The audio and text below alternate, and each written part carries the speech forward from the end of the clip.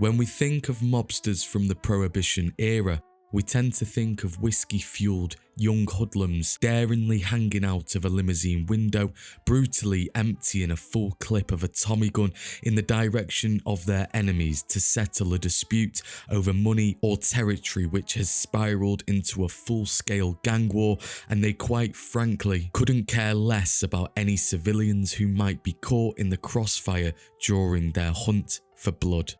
But perhaps the most successful man to benefit from the Prohibition era was the complete antithesis of men we associate with the vicious bootlegging industry of the 1920s. Big Bill Dwyer was an intelligent, calm, friendly and not a particularly violent man, yet at the height of his success, he had a multi-million-pound illegal booze smuggling empire that dwarfed any other bootlegging operations in the United States at the time.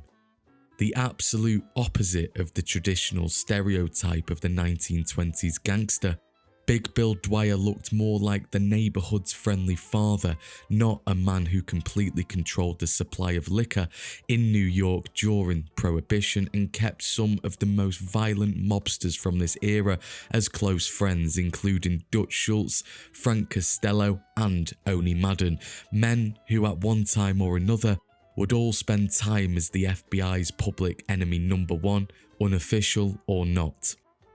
A family man who didn't turn to crime until the age of 37, Big Bill was more of a businessman than a gangster.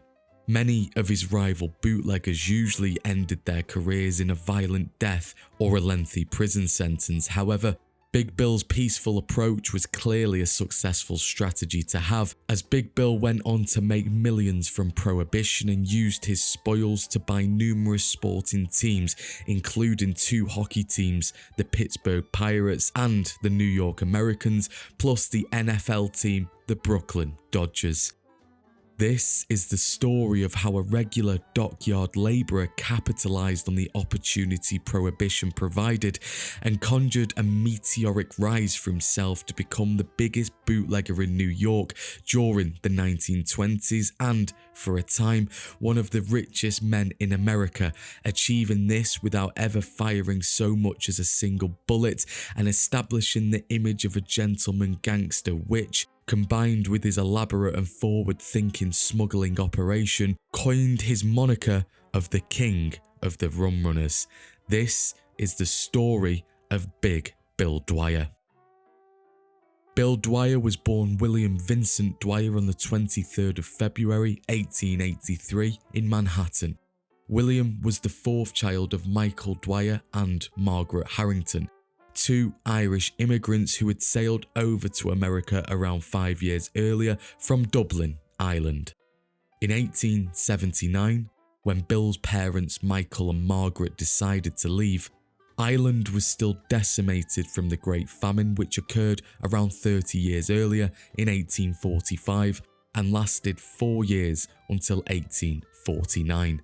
A disease called late blight completely destroyed the edible leaves and roots of the potato crop and led millions of Irish, whose primary food source was the potato, to starve to death. The knock-on economic effect of the Great Famine meant that in 1879, the lack of employment even in the capital city of Dublin was still rife. With Michael being 25 and Margaret soon turning 19, the young couple decided to follow suit and leave Ireland to emigrate to the New World, as many young couples did at the time. The New World was a term that shipping and cruise companies used in the late 19th century to attract new customers and immigrants to buy tickets on their boats and to sail to a better life. Often referred to as the Promised Land, America was mainly the destination that many Irish immigrants opted for, and Michael and Margaret were no different, eventually saving enough money to buy their pass on the McCorkle line, a shipping line which had been taking passengers from Ireland, Scotland and England to the Americas since 1778. The young couple sailed from the port of Londonderry in Northern Ireland, and 6 days after their captain raised anchor, The pair arrived at Ellis Island in New York, which was the largest and busiest immigrant inspection and processing station in the United States. At Ellis Island, the couple were interviewed and asked the usual 29 questions about their identity, race, physical health and wealth, as all hope-filled immigrants did upon arrival. Having kept clippings of pictures of the New World from newspaper advertisements, many immigrants were eager to embark on their new life, and after the 2-hour-long interview carried out by the staff of Ellis Island, they quickly headed to the nearest big city, which in this case was New York. Michael and Margaret settled in a tenement building at 531 West 45th Street in a neighborhood called Clinton on the west side of Midtown Manhattan, which was a neighborhood synonymous with immigrants at the time due to the jobs created from the nearby Hudson River. Clinton was a melting pot for Irish, Italian and German immigrants in the late 19th century. Many of these immigrants who had recently landed in New York didn't have much money at all, and most had used their life savings, like Michael and Margaret had, to buy their ticket to sail to the Promised Land, and once through the invasive inspection of Ellis Island, they didn't have much cash to set themselves up in the new world with, and in fact, most didn't have much aside from a bag of clothes and a few pictures of home. A few weeks after arriving in New York, Margaret and Michael quickly realised that they'd left behind a paradise in Ireland compared to what they were now faced with. The pristine green hills of the Emerald Isle were a stark contrast to the filthy, crowded streets and tenement buildings that they now called home. New York had been advertised to them in the Irish newspapers as a city of progress, with towering skyscrapers, plentiful job opportunities, and world-class public health facilities. However, the reality was that this was a city that failed to provide adequate housing, safety, or sanitary conditions for over 2/3 of its residents. Other than the promise of employment, which was scarce in Ireland, New York offered a much harsher life for many of the Irish who made the leap and sailed over to America. Upon arrival, they often faced hostility from Americans who were prejudiced against newcomers. When they eventually found a place to live, usually in overcrowded tenement buildings which immigrants that were fresh off the boat were being crammed into, they encountered severe overcrowding, limited access to water and sanitation, and frequent outbreaks of diseases such as cholera and typhus. As a result of these gritty conditions, crime flourished and Clinton gained a reputation as one of the roughest and dangerous places in New York. In 1881, 12 months after Michael and Margaret settled in Clinton, New York veteran police officer Dutch Fred was patrolling West 39th Street near 10th Avenue with his rookie partner, and the pair stumbled upon a violent and bloody battle between two street gangs. Upon seeing the brutal murder and violence currently unfolding in front of his eyes, the rookie remarked, "This is hell itself," to which Dutch Fred replied, "Hell is a milder climate. This is hotter. This is Hell's Kitchen." The name stuck, and the place that Michael and Margaret called home was now transitioning to be known as Hell's Kitchen and no longer Clinton. Nevertheless, despite these grimy conditions, Michael found steady work in the dockyards of the nearby Hudson River, and with his new income, the couple decided to marry in 1881 and followed their marriage with welcoming their first child the same year, a daughter they named Mary. Like all good Irish Catholic families of the day, Michael and Margaret continued to expand their young family, welcoming a son they called James the following year before our man, William Vincent Dwyer, took his first breath on February the 23rd, 1883. Michael's wage meant that the Dwyers were one of the better off families in Hell's Kitchen, as he had proved his worth in the dockyards and had been promoted to foreman shortly after William arrived. Michael was quite strict with his children. He was absolutely determined to make sure that they didn't fall into the hands of the two teenage street gangs which ran Hell's Kitchen at the time, the Hudson Dusters and the Gophers, headed up by fellow Irish immigrant Owney Madden. The two gangs fought bloody wars for territory of the Hudson River docks and were both over 300 members deep at their peak. Working at the docks, Michael had seen how the gangs used intimidation and violence to bolster their ranks, money and power, and wanted his son William, who was now becoming about the right age to apprentice for the gangs, to avoid the temptation and stay on the right path. Michael's strictness paid off as, by the time William, now being called Bill by his classmates, was 13, he was still in public school, something that was a rarity for young adolescents from Hell's Kitchen as the 19th century came to a close. Bill finished public school and, unlike many of his friends and associates who joined the Dusters or the Gophers, began working life without a criminal record. Having a friendly nature, Bill was first employed as a cinema usher, which he excelled at, before accepting a job from his foreman father and taking up work as a longshoreman or a dockyard stevedore on the Chelsea piers. The stevedores at the Chelsea piers played a crucial role in the bustling maritime activities in New York City. Labourers like Bill were responsible for the loading and unloading of cargo from ships that docked at the piers, a physically demanding task that required both strength and skill. Stevedores meticulously managed the transfer of a wide variety of goods, including raw materials, manufactured products and perishables, ensuring that cargo was handled efficiently to meet tight schedules. Their work was essential to maintaining the flow of commerce and supporting the city's economic growth. Amid the clamour of steamships and the constant movement of goods, the stevedores' expertise in handling complex loading equipment and their ability to work in all-weather conditions made them indispensable to the operations at Chelsea Piers, which, at the time, was one of the most important maritime hubs in New York. The experience gained here working on the docks would enhance his smuggling success during Prohibition, and with his large physical frame, fellow dockyard employees began referring to him as Big Bill. Here, like his father, Big Bill excelled and was offered a foreman role himself at another dockyard that was headed up by his childhood friend George Shevlin in 1909, when Bill was 26. It was around this time that Bill married a girl from his block in Hell's Kitchen, Agnes Cassidy, also the child of Irish immigrants, and they bought a small 4-room flat on West 23rd Street in Chelsea, close to Bill's place of work.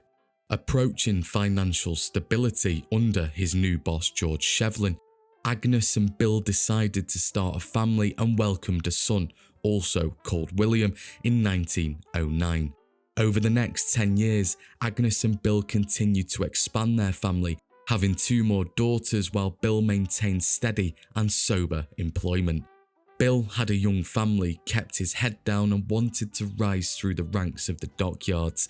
In his spare time, he liked to attend baseball and hockey games, being a particular fan of the newly founded New York Yankees and, by all accounts, was content with what he had.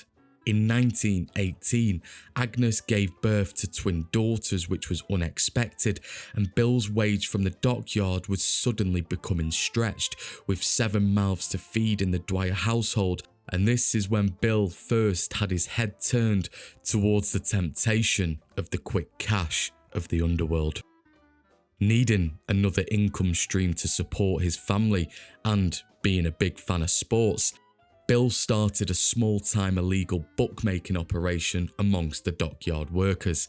In 1918, it was difficult for the average Joe to obtain a legal bookmaking license, and the labourers in the dockyards wanted the convenience of being able to gamble on baseball, horse racing and other sports right from their place of work. Bill, now needing extra money, was happy to quench their gambling thirst, and his bookmaking scheme was a success, instantly providing the extra money that he needed even after George Shevlin had taken his cut for allowing Bill to operate at work. On January the 17th, 1920, the 18th Amendment was passed, also known as Prohibition. This prohibited the sale, production and transport of alcohol. Big Bill wasn't entirely fazed by the news, being teetotal, and had been his whole life, something his strict father Michael had drummed into the boy since birth.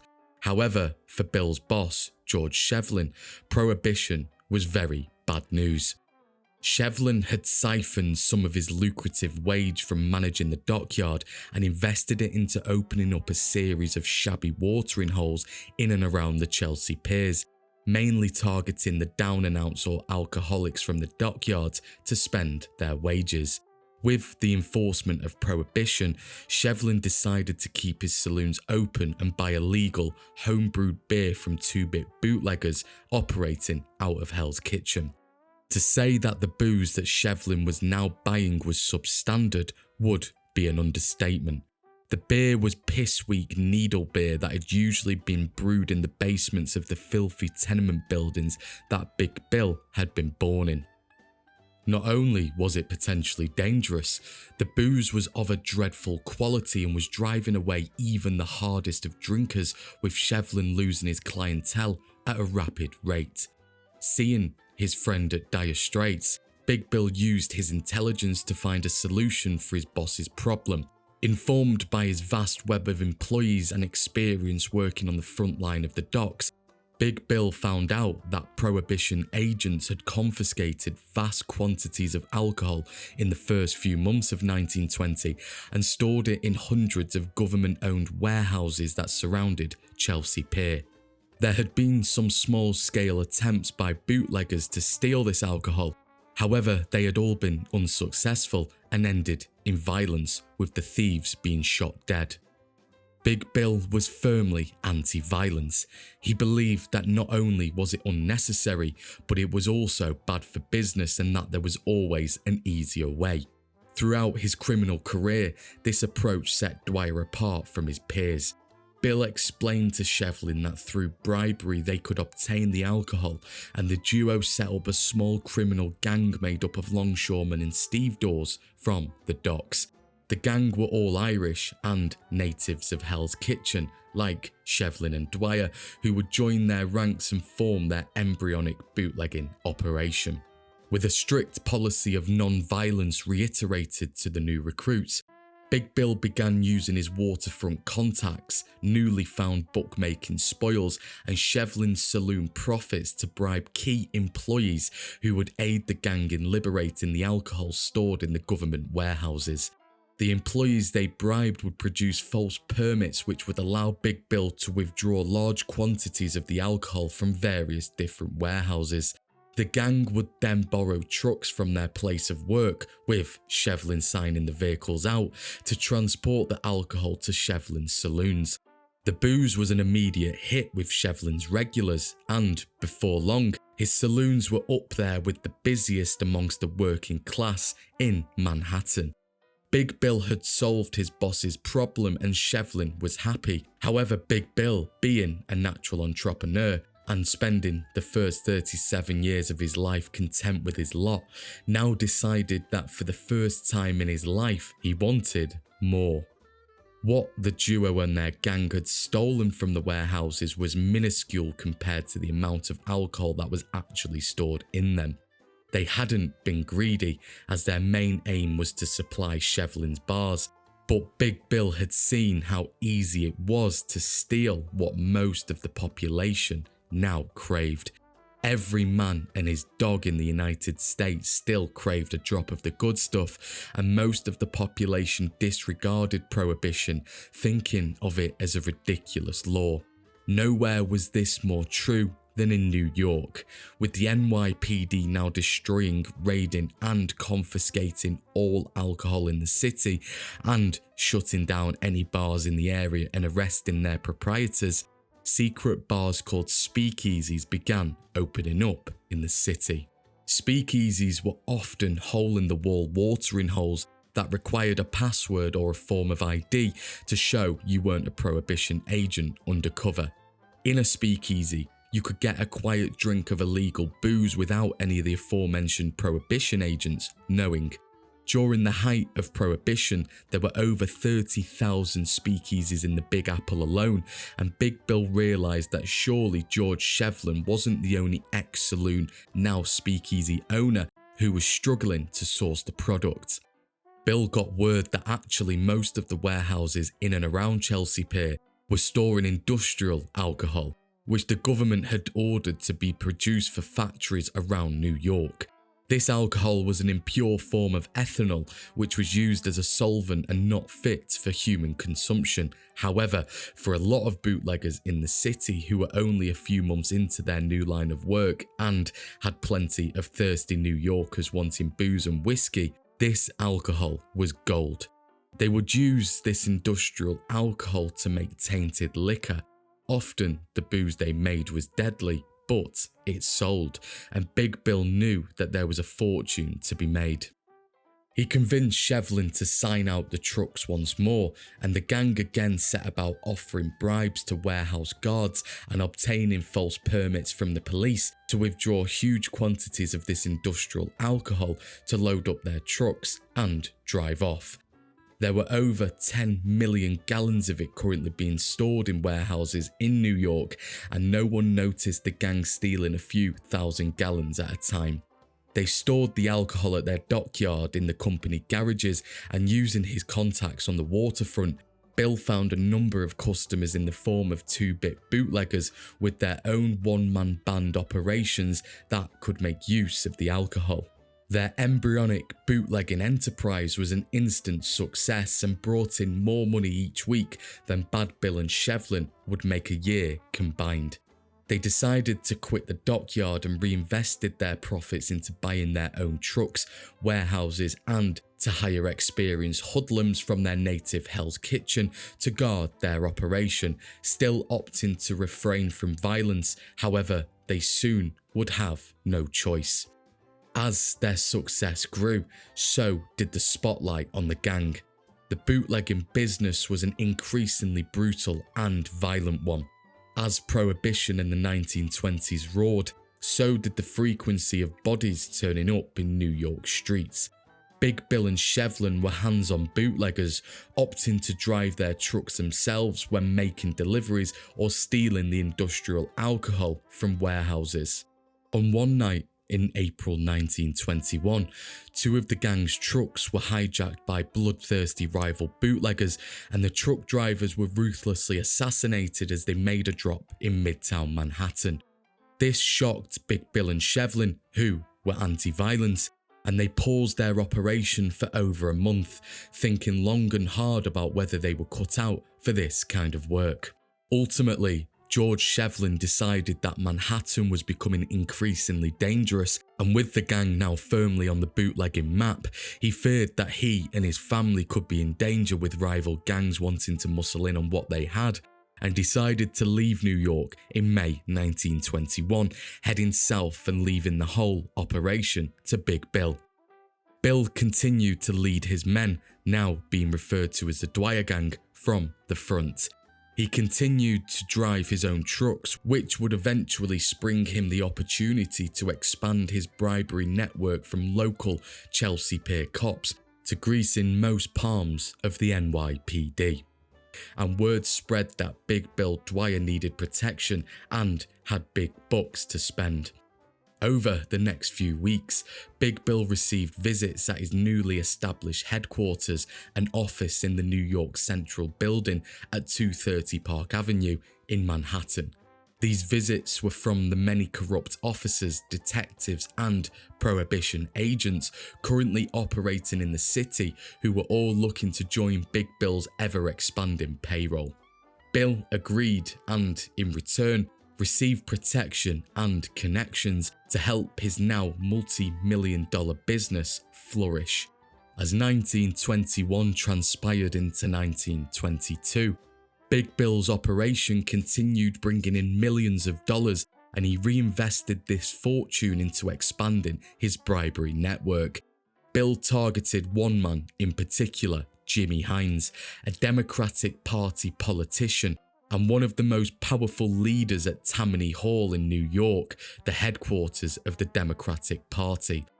Jimmy Hines was corrupt to the bone and swiftly accepted the thick rolls of green that Big Bill handed over to him in brown envelopes. Having local NYPD, prohibition agents and detectives on his payroll was beneficial to Big Bill's current operation.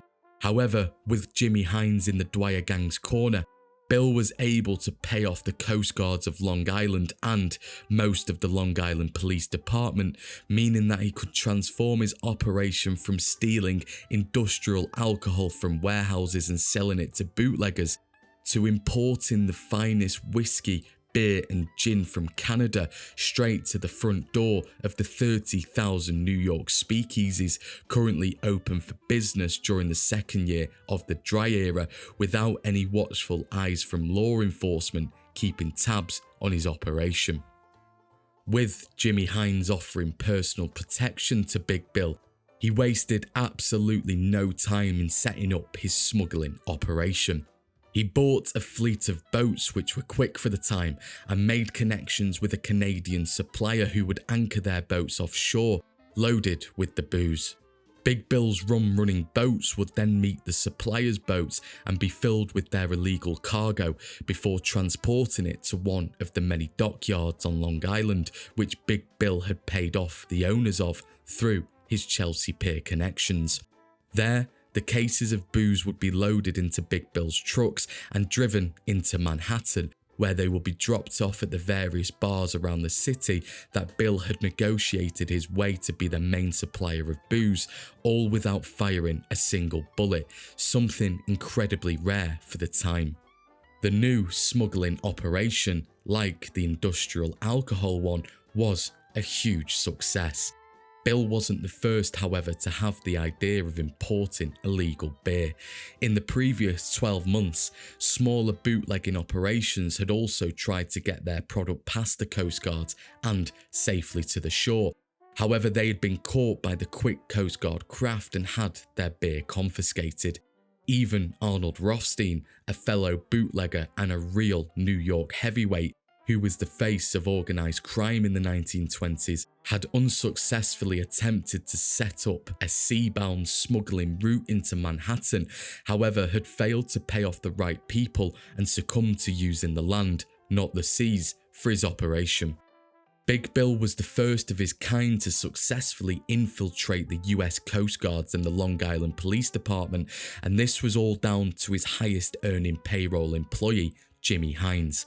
Hines had the ability and contacts to get to even the most incorruptible members of law enforcement, leveraging his powerful force as being the most powerful boss of Tammany Hall.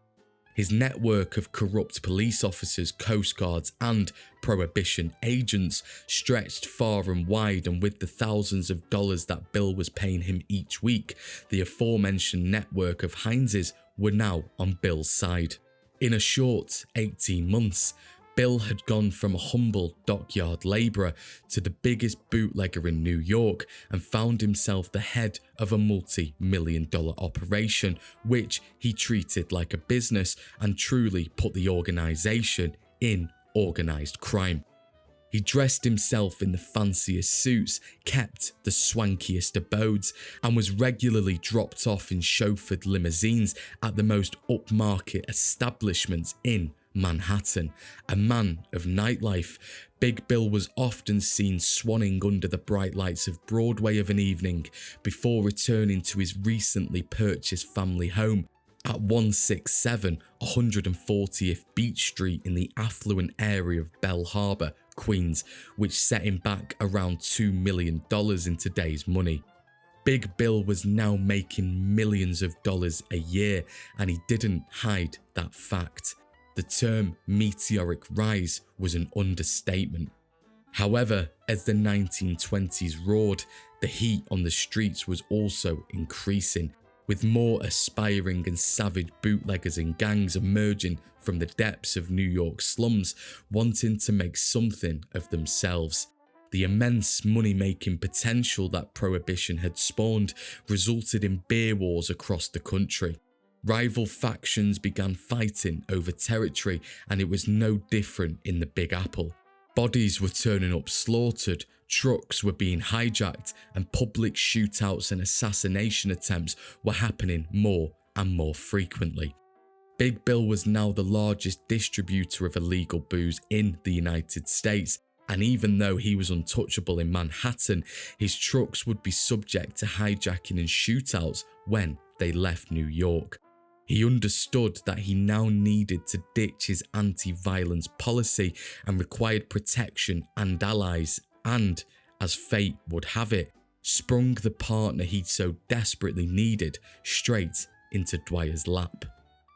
In 1924, 2 large shipments belonging to Big Bill were hijacked as they made the trip from a Long Island drop-off point to one of his many warehouses in Manhattan. Using the vast network of police on his payroll to identify the culprit, Big Bill was given the information that the guilty party was a man he knew well, Owney Madden. Owney was the leader of the Gopher Gang, the Hell's Kitchen street gang which Bill's father Michael had made sure he didn't fall in with. Born in Leeds, England to Irish parents, Owney had arrived in New York in 1902, aged 11, and had quickly turned to crime, earning himself the nickname of the Killer for his particularly ruthless lack of regard for human life. By the age of 18, Owney had killed 5 members of the rival Hudson Dusters gang, amongst others, and had been sentenced to 20 years in 1915 for the murder of the Hudson Dusters leader, Little Patsy Doyle. Serving 9 years, Owney was released from prison and began his ascent to the top of the New York underworld. His stretch in Sing Sing had hardened Madden into a mature man, still capable of violence, but one that now possessed a cool head and a calm demeanour, which made a deadly combination for the killer who was known across the city for his violent temperament and lack of hesitation to murder. By the time of Owney's release, the Gopher Gang had disbanded, many members either dead in Sing Sing or working for bootlegging gangs, and with the major opportunity prohibition now provided, Madden had decided that that was the career ladder he wanted to climb, and had opted to steal a few trucks of Big Bill's to get himself started. Madden, now 31 and more business-minded, was exactly the kind of partner that Bill was after. DWYER sent out a message to the underworld via his payroll. "Get me Owney Madden," he said. "I want to talk to him. I've got a business proposition for him." Owney agreed to a sit-down and met DWYER at his office at the New York Central Building, now known as the Helmsley Building, and forgiving the hijacking of the trucks a couple of weeks earlier. Bill offered Owney 50% of his business, and the pair established an alliance, conjuring up a large-scale plan to transform their business from New York to America's largest bootlegging operation. Owney would supply the muscle, underworld connections, and the occasional firepower that Bill despised but knew was essential if his illegal booze empire was to survive in these violent times of the 1920s. In order to build America's largest bootlegging operation, Owney and Bill needed more allies on their side to establish an even bigger network across the country. They identified the Italian Mafia as the organisation that they needed on their side to spread their wings and operation from Manhattan to the whole of the United States, and Owney and Bill sat down with Frank Costello, who, at the time, was known by his birth name, Frank Castagiglia, and a leading member of the Sicilian Mafia in New York.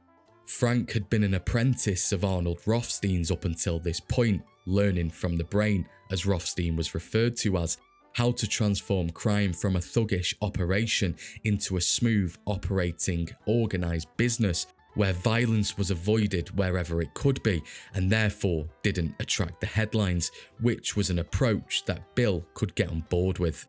Big Bill and Owney offered to cut Frank into their operation to come on board and help grow the empire with his mafioso connections across the states, to which Frank agreed, and the three became extremely close friends, with the press referring to them as the Irish Mob, and they quickly got to work. An interesting aspect of the Irish mob's organisational structure, which was unlike many criminal organisations of the day, was that you didn't need to be Irish to be a member. Unlike the restrictive Italian mafia, the Irish mob was open to anyone who was useful for them.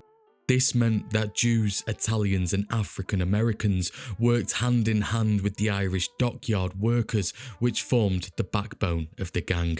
It was around this time that Frank Castaliglia felt so welcomed and inspired by Madden and Dwyer's operation that he adopted the Irish last name of Costello, paying homage to his new business partners. With Frank's new Irish surname, the press called the three heads of the Irish mob the Combine, and they wielded unprecedented influence and control over the illegal liquor supply in New York City. The Dwyer, Madden, Costello Combine working in unison was exactly the foundation Big Bill was after to create his dream of America's biggest bootlegging business.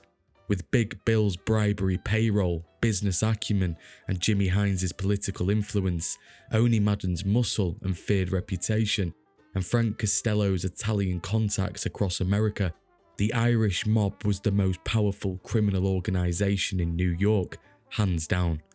Feeling secure with his new business partners and his protection from law enforcement, Bill set to work using his millions to create the Phoenix Cereal Beverage Company. The Irish mob bought a vacant warehouse at 266 10th Avenue, right in the heart of Owney and Bill's native Hell's Kitchen, and transformed it into a state-of-the-art brewery. Not only did it have the best beer brewing equipment that money could buy, it also had, at Bill's request, a network of hidden garages able to hide large quantity of booze and supply trucks. The garages were only accessible by secret doors and compartments, their location only known to Dwyer, Costello and Madden, a measure of security the gang wanted to take with the increasingly violent robberies of booze taking place in the city. The Phoenix Brewery was also equipped with disappearing elevators which took huge empty beer trucks underground and fully restocked them, ready to go on their way to the Irish mob's ever-growing list of customers and speakeasies, which was expanding from New York to neighbouring states. Madden was the frontman for the brewery, with Big Bill controlling it all from behind the scenes. Madden knew every gangster, hoodlum and down and out in a 2-mile radius. Therefore, the place was pretty much untouchable by rival and jealous bootleggers. It was also untouchable by law enforcement thanks to Big Bill Dwyer's now close friend Jimmy Hines, who continued to provide all the protection the Combine needed to grow their organisation. The Phoenix's signature brew was a high-quality lager, which was developed for the brewery's frontman's personal tastes and one that he called Madden's #1 beer, which quickly gathered momentum around New York and, before long, Owney's new beer was in demand. In order to grow their distribution network, Owney convinced Big Bill to bring in another partner, fellow Irishman and taxi firm owner Larry Fay. Larry could use his taxis to secretly transport the booze in and around the city, adding another level of secrecy to the operation. Eyebrows were raised when a truck containing a couple of well-dressed gentlemen was stopping outside seemingly abandoned properties in Midtown Manhattan, and even though speakeasies were Prohibition's worst-kept secret, the Combine wanted to keep the operation as low-key as possible.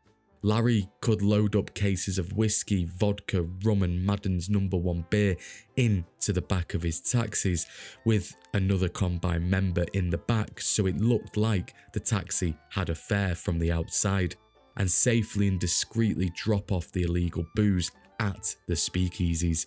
Big Bill liked that idea. He liked to operate in the shadows, attracting as little attention as possible to his operation, and thus Larry Fay was made a member of the Combine. However, in the press, it was still the Dwyer, Madden and Costello outfit. Bill and Owney also partnered with former bootlegger and now owner of the very fashionable Stalk Club, Sherman Billingsley. The Stork Club was located at 132 West 58th Street and was described by newspaper columnist Walter Winchell as New York's most New Yorkiest bar, but it was much, much more than that. The Stork Club was one of the most prestigious clubs in the world. The wealthy elite included movie stars like James Cagney, celebrities like Ernest Hemingway, and showgirls and aristocrats all mixed in the upstairs VIP room. Anyone who was anyone was to be seen at the club, and now its main supplier was the Combine, further elevating DWYER, Madden and Costello's reputation and cementing their position in the upper echelons of Manhattan. Seeing the lust and lure of the Stork Club, the two Irish mobsters wanted a club of their own and decided to purchase a place from former heavyweight boxing champion Jack Johnson. Jack Johnson rented the upper room of this building on the corner of 142nd Street and Lenox Avenue in the heart of Harlem, operating an intimate supper club called the Club Deluxe. Owney and Bad Bill purchased the building with their bootlegging spoils and changed its name to the Cotton Club. They arranged a deal which allowed Jack Johnson to remain the club's manager, a club which now exclusively sold Madden's #1 beer plus the Combine's hard liquor to their ever-growing clientele. With the Irish mob's bankroll, the club was able to host a star-studded lineup every night, and regulars performing here included Duke Ellington, Louis Armstrong and Ethel Waters, which also attracted star-studded regulars including Al Jolson, Mae West and Eddie Cantor, to name a few. The Cotton Club became a cash cow for DWYER and Madden, whilst also simultaneously allowing them to clean the unbelievable amount of cash they were making from their illegal smuggling activities. Bill DWYER, always striving for more, didn't rest on his laurels after the success of the Cotton Club and was always looking for ways to improve his bootlegging operation. The booze from the Phoenix was a huge success, and the brewery itself produced around 300,000 gallons of booze a day. But even 10 breweries the size of the Phoenix couldn't produce enough booze for the demand that the crew were getting. Towards the end of 1924, Big Bill and Owney made trips to Canada, England and the Caribbean to develop links with suppliers who could provide them more booze and an even higher quality of liquor than his Canadian supplier could. And plans were in place at the end of 1924 for the Combine to begin importing liquor from their new sources, plans which would unfortunately be temporarily stalled.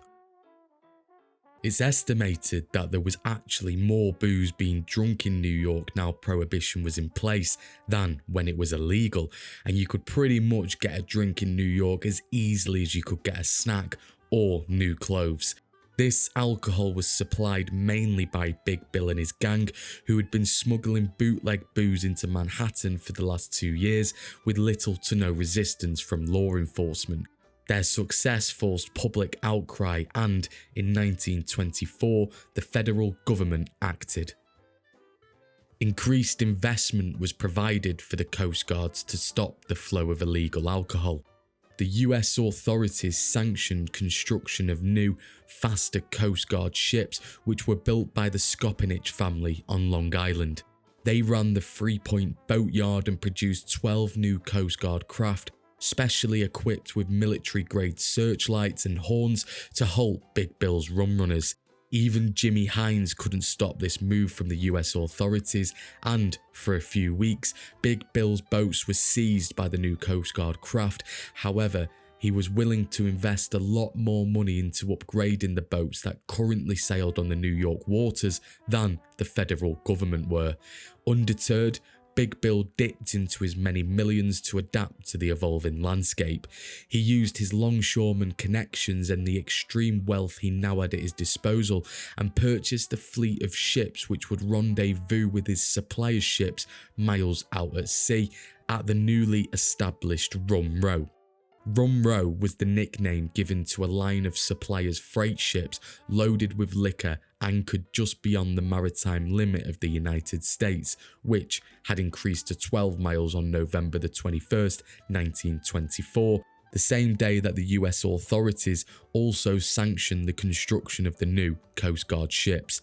Many rum rows cropped up near major US ports so that rum runners could load cargoes of liquor from them and sneak them into the port, and that's exactly what Big Bill did at his Long Island rum row.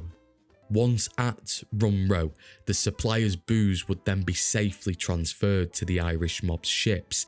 Once his vessels reached US waters and in reach of the US Coast Guard, the booze was then transferred to a fleet of high-powered speedboats. Using an old dockyard connection, Big Bill agreed to the purchase of hundreds of aeroplane engines left over from World War I. DWYER arranged for them to be fitted onto his high-powered speedboats and created a fleet of ships now faster than any of those available to the authorities in the US.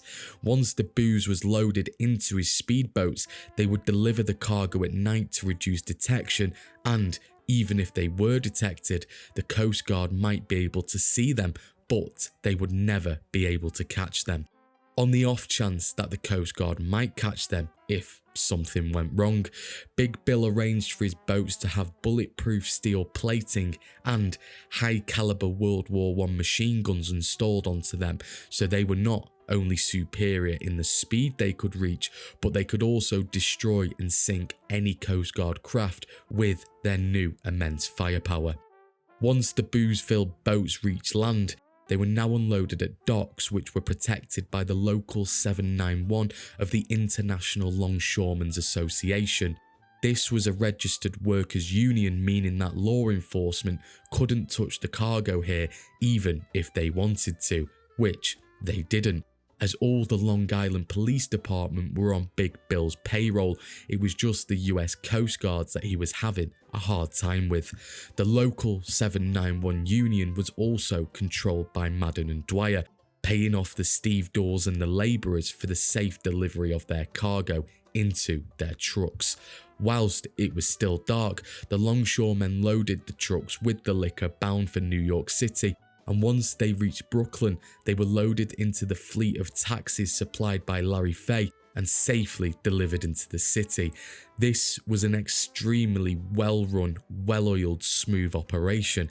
However, Madden and DWYER now had plenty more customers across the states thanks to Frank Costello, who had reached out to his Italian mafia network and offered them the best booze that money could buy. Big Bill and Owney therefore hired thousands of Teamster members across the states who, in convoys, would protect the trucks loaded with booze on their journeys and ensuring the safe delivery of high-quality liquor from their new suppliers in England, Europe and the Caribbean to their new customers courtesy of Costello in Florida, St. Louis, Kansas, Cincinnati and even as far away as New Orleans. The Irish mob were now the biggest suppliers of alcohol in the US, and Big Bill had achieved his vision of completely transforming his bootlegging operation from the biggest in New York to the biggest in America, thanks to his new partners Owney Madden and Frank Costello, and it was at this time that he was dubbed as the King of the Rum Runners, a title he well and truly deserved. As 1924 came to a close, Big Bill and Owney continued raking in the profits from their elaborate and highly successful smuggling operation, keeping the whole of the United States wet during the early years of the dry era and doing so relatively violence-free, something that was uncommon in these dangerous times. However, as 1925 progressed, violence was something that was inevitable for Big Bill, being the king of the Rum Runners, with many up-and-coming mobsters seeing his success and wanting a slice, and therefore the brutality of the 1920s was something he could no longer refrain from engaging in. One of the aforementioned up-and-coming gangsters who had been muscling his way up the New York underworld was a seasoned career criminal called Jack Legs Diamond. Legs had his own crew, the Diamond Gang, who made their name as a skilled robbery gang, targeting warehouses and shop fronts for jewellery, silks and furs. However, Seeing how much Big Bill and Owney were making from illegal booze, Legs realised that this line of work and quenching the thirst of New Yorkers was more lucrative and risk-free, and quite fancied to add bootlegging to his ever-growing CV. Diamond, being a natural thief, opted against setting up his own bootlegging operation, as that seemed too much like hard work, and began hijacking other gangsters' shipments of booze on back roads in upstate New York as they tried to remain undetected by Prohibition agents in the dead of night. He would then give his boss, Arnold Rothstein, the stolen goods, who would use his connections in the underworld to sell the stolen booze to the highest bidder and give Diamond a cut. Arnold Rothstein was the only mobster in New York that could rival Big Bill. A degenerate gambler, AR was the biggest importer of alcohol at the dawn of Prohibition, whilst Big Bill was still setting up his operation. However, due to his inconsistent supply of booze, depending on how his luck was going on the poker table, he quickly lost clients as the early 1920s began to roar, which created opportunities for Big Bill and Madden, of which they took full advantage of. Rothstein still supplied bootleg beer to his loyal clients, him and Big Bill having an apparent understanding and truce with each other, mainly down to the fact that Rothstein had a band of brutal and bloodthirsty up-and-coming mobsters who worked under him, and Big Bill didn't want to engage in a gang war with them. Lucky Luciano, Dutch Schultz, Meyer Lansky, Bugsy Siegel, and the aforementioned Legs Diamond were the main lieutenants in the Rothstein ranks. These were all ambitious hoodlums who had already proved themselves as ruthless killers, and if they needed to repeat the deed to prove themselves to their boss Rothstein and elevate themselves in the ranks, they certainly would. Frank Costello, now a cemented piece of the Combine, was also a Rothstein protege a few years prior before breaking off and joining the Irish mob. Legs began hijacking shipments belonging to the Combine, which infuriated Owney, Costello and Big Bill. Each of their trucks, making the trip from Long Island to the Big Apple, carried around $50,000 to $60,000 worth of illegal booze, around $800,000 in today's value, so this had a significant hit on the money that the Combine was making. At first, the trio were reluctant to do anything about Legs, with his aforementioned trigger-happy fellow Rothstein underlings ready to pounce, but after the regularity of the shipments being hijacked increased, Costello, who knew the Rothstein operation through and through, plus knew Lucky Luciano, Meyer Lansky and Bugsy Siegel through the Italian Mafia, which was a stronger organisation than Rothstein's crew, decided to take action. Costello convinced Big Bill that the only way to deal with a gun-crazed, fearless hoodlum like Legs Diamond was with violence, leading Big Bill to sanction a hit on Legs in retaliation for the hijacked shipments. Costello met with Lucky Luciano, a fellow Sicilian, and explained that Legs was to be taken out and he didn't want any retaliation from the Rothstein crew, to which Lucky accepted. Owney also vouched to murder Legs. He was wanting to open and control more clubs in the Big Apple, and with Diamond stealing from the Combine's profits, he was delaying Owney's ascension to being the biggest nightclub owner in Manhattan, so also gave the green light. It also probably helped that during his time as the leader of the Gophers, Legs Diamond was also a prominent figure in the Hudson Dusters, Owney's rival gang, and therefore had wanted him dead for about 20 years. Big Bill didn't want any involvement in the orchestration and planning of the hit, leaving it all down to Frank Costello and his Italian hitmen, of which he had nearly a whole army at his disposal. Just after 4 AM on July the 1st, 1925, Diamond was driving up 5th Avenue in Manhattan. When he arrived at 106th Street, a sedan full of Costello's gunmen pulled up alongside him, armed with a shotgun and 3 pistols. There was a quick explosion as 64 shotgun pellets peppered Diamond's head and body, and a .45 bullet clipped his heel, and the sedan sped off. Diamond was knocked unconscious and slumped on his wheel, but miraculously survived. This was the second of many assassination attempts that Leggs would survive throughout his life. However, this close shave with death had made it clear to Diamond that he needed to be more selective with the shipments he was selecting to steal, and apparently the buckshot knocked some sense into his fearless mind, because he instantly stopped ripping off the Irish mob, while simultaneously his boss, Arnold Rothstein, worked out a deal that in exchange for Leggs to stop stealing their shipments, the Combine would stop trying to murder him. This was the first time that Big Bill had ever been involved in violence, and he saw it as a necessary evil. The Combine's profits continued to roll in uninterrupted as Leggs laid off their shipments and Rothstein sent into Europe to handle his narcotics business. Big Bill had better get used to the thought of violence, however, as a little over a month later, his face would be printed all over the New York papers as a result of more bloodshed. At around midnight on August the 11th, 1925, a Coast Guard searchlight fell upon a barge unloading near Brooklyn Heights, at one of the many drop-off points the Combine had on Long Island. A speedboat cast off from the barge and headed towards the open sea, presumably back to Rum Row.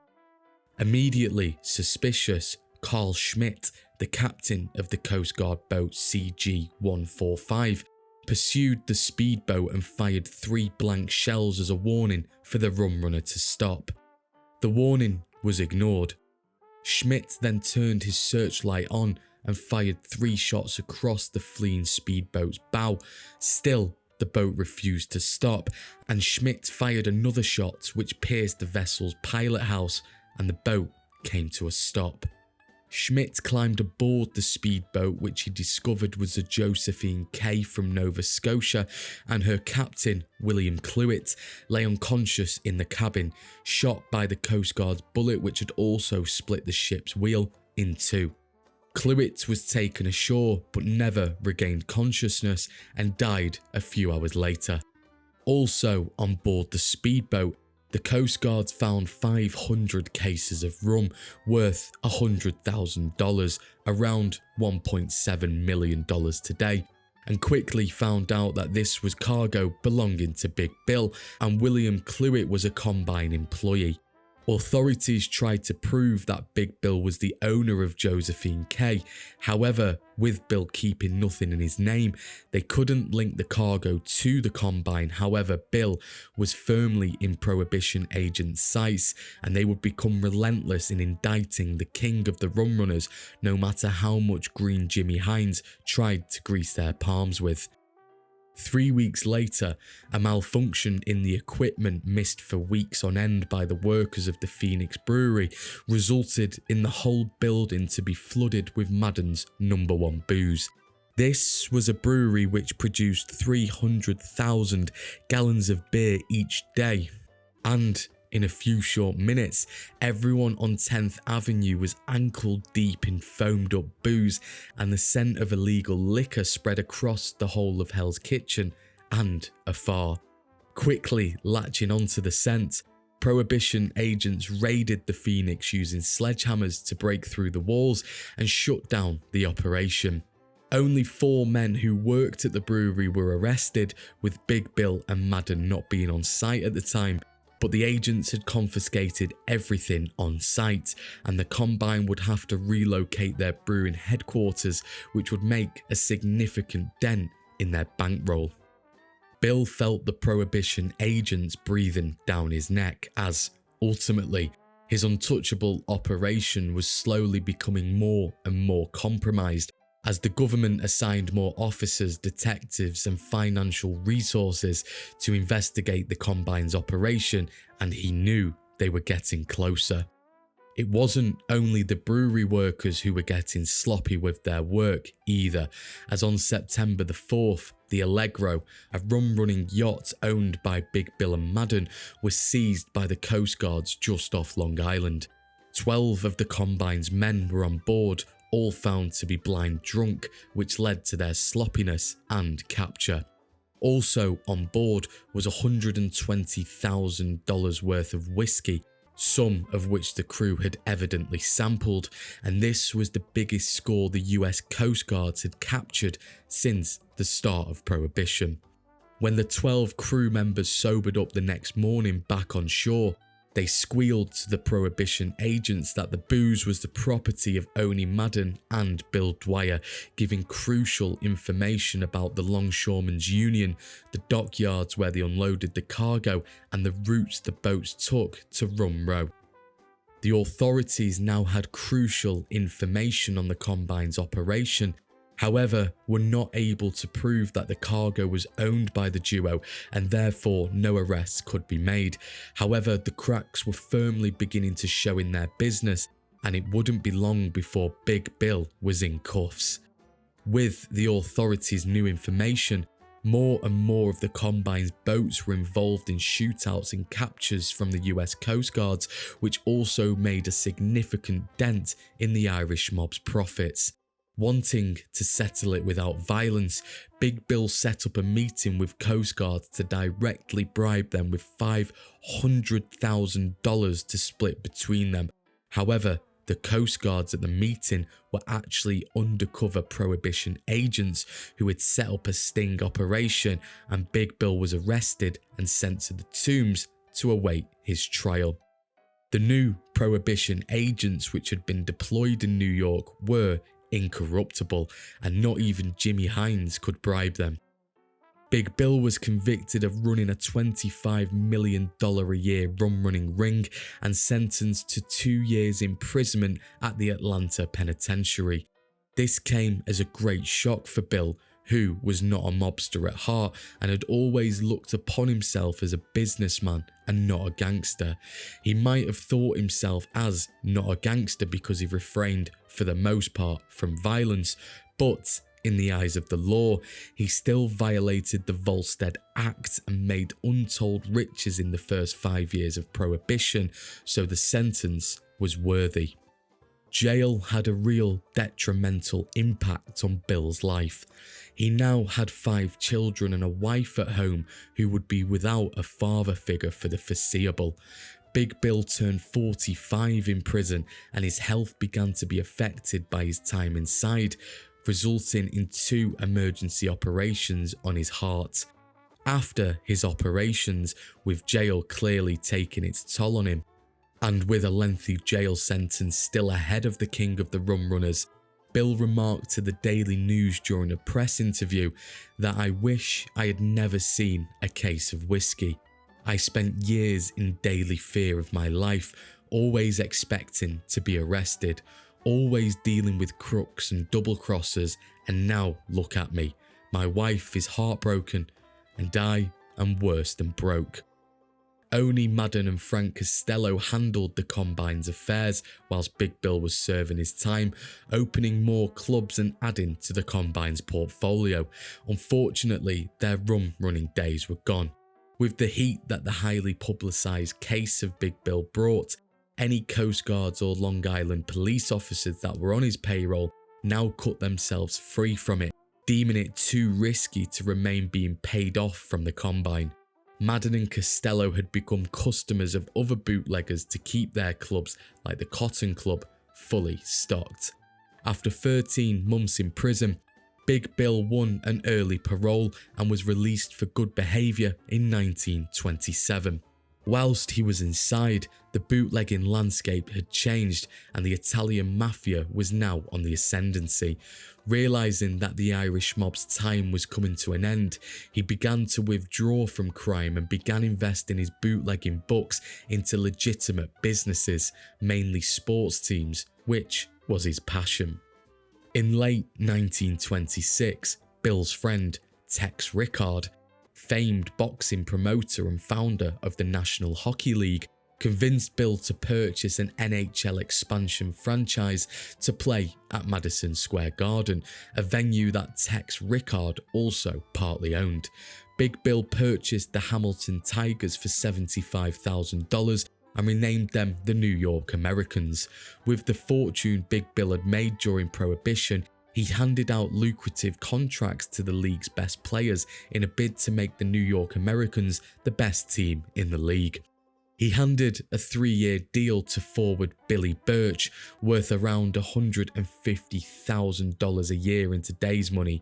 Shorty Green, a current New York Americans player and one of the NHL's best players at the time, was handed a huge raise, his salary going from $3,000 to $5,000 a year.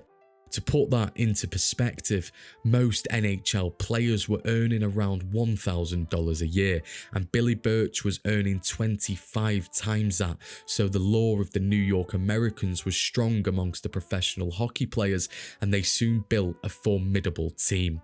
Big Bill took an extremely active role in owning the team, and his involvement in fixing games was legendary, skills he had acquired from his bootlegging days of bribing state and federal officials. He would employ a paid-off goal line judge to referee the game that would call a goal for the Americans if the puck merely just touched the line when it had to cross it fully.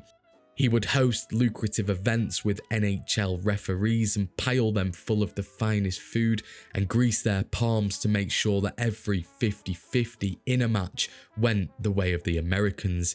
Despite withdrawing from bootlegging, booze was available at these events thanks to Big Bill's new connection, Vanny Higgins. Vanny controlled Long Island and supplied Big Bill with the finest liquor money could buy, adopting a similar method to Bill of paying off coast guards and investing heavily in his fleet of speedboats, making sure they could outrun the Coast Guard craft. One night in 1928, the Americans were playing Ottawa at Madison Square Gardens. One of Big Bill's goal line judges was more interested in taunting Ottawa goalkeeper Alex Connell throughout the duration of the game. Connell eventually snapped and butt-ended the goal line judge on the nose, which would give Big Bill an opportunity to throw his weight around.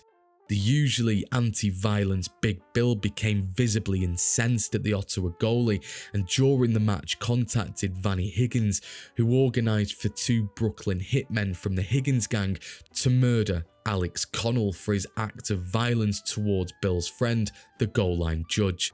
Getting wind of it and knowing Vanny Higgins and Big Bill's reputation, police escorted Alex Connell out of Madison Square Gardens and to the nearest train station and protected him whilst he got on the train back to Ottawa.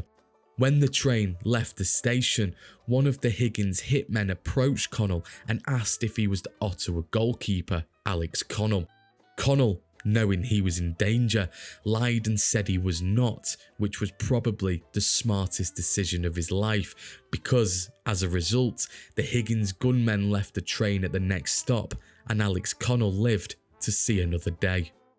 A year later, in 1929, Big Bill bypassed the league rule that a person could not own 2 hockey teams at the same time and used his friend, ex-lightweight boxing champion Benny Leonard, as a frontman in his purchase of the National Hockey League's Pittsburgh Pirates.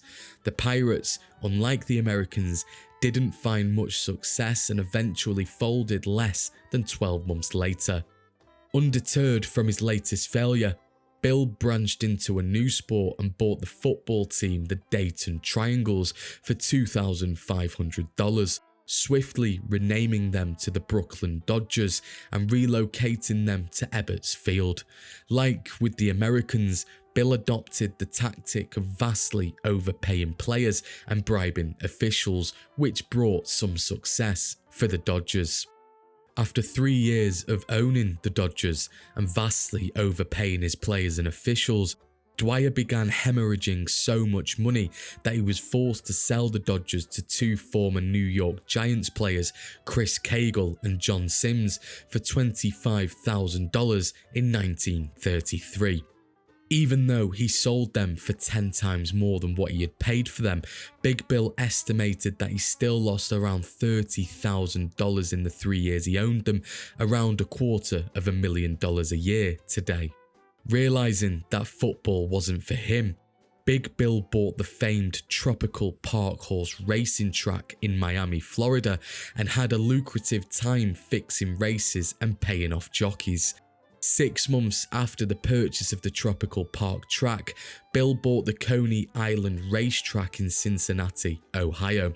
Fellow mobster Dutch Schultz, who ran the numbers game in Harlem, a popular daily lottery where the winning numbers were derived from the total amount bet on each race at the track, approached Big Bill with a proposition, proposing that if he could fix the numbers at Coney Island, he'd cut Big Bill into some of the profits, to which he accepted, and the two became great friends, and Big Bill used his new profits, courtesy of Dutch Schultz, to pump into his beloved Americans. Eventually, however, the authorities, sick of Bill's sporting bribery and corruption, came after him the following year in 1935 on a gambling charge. But using his large bankroll, Bill was able to beat the case by hiring the most expensive lawyers in New York. However, the authorities would not rest until they saw the end of Bill's reign of interference in the American sporting world. They decided to revert to a tactic that had worked with another figure in the criminal world, Al Capone, and filed a case of tax evasion against Big Bill Dwyer. Like in the Capone case, no matter how much money Bill chucked at lawyers, bribing jurors or trying to pay off judges was to no avail, and the sporting career of the king of the Rum Runners was soon to be over. The tax evasion charges were upheld, and Dwyer was stripped of every penny he owned and all of his assets, left with just his family home in Belle Harbor and his beloved New York Americans. With no other assets or money coming in, Big Bill could no longer afford the running costs of the New York Americans, and this led to the National Hockey League to take temporary control of the club. The tax evasion charges were upheld, and as an agreement to avoid jail time, Big Bill Dwyer was stripped of every penny he owed. Staying defiant in the face of adversity, Big Bill borrowed $20,000 from Red Dutton, the manager of the Americans. With this, he hoped to show the NHL that he was back in business and wanted to regain control of the club.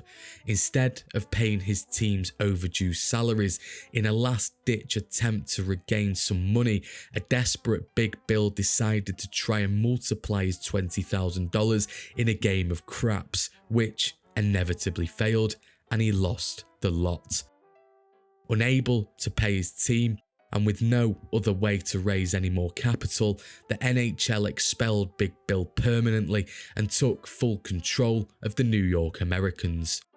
Broke and despondent, just as he had been during his jail time, Big Bill withdrew from the public spotlight and retired to his Belle Harbor home, where he spent his last days quietly, the bright lights of Broadway now just a memory. On December the 10th, 1943, Big Bill Dwyer, the king of the Rum Runners, died of a heart attack at the age of 63. Bill was reportedly completely penniless at the time of his death, his only asset being the roof over his head. He had completed the full circle of having nothing to having everything and back again, showing that in this case, crime only temporarily paid. Thus ended the life of Big Bill Dwyer, an interesting mobster who viewed himself as a businessman and never actually as a mobster, who passionately believed that organised crime could be more effective at making more money if it was truly organised as a business and the violence was kept to a minimum. This was a template that many more violent and ruthless men like Myalansky, Lucky Luciano and his old pal Frank Costello would adopt and follow in the future, making millions, all thanks to Big Bill's forward thinking and peaceful approach. Thanks so much for watching. Please do like and consider subscribing if you enjoyed the story of Big Bill Dwyer. I've also recently started a Patreon where I'll post the full videos without adverts, and with added extras I leave out the final cut, so please do become a Patreon member and support the channel if you can. Once again, thanks so much, and I'll see you in the next one.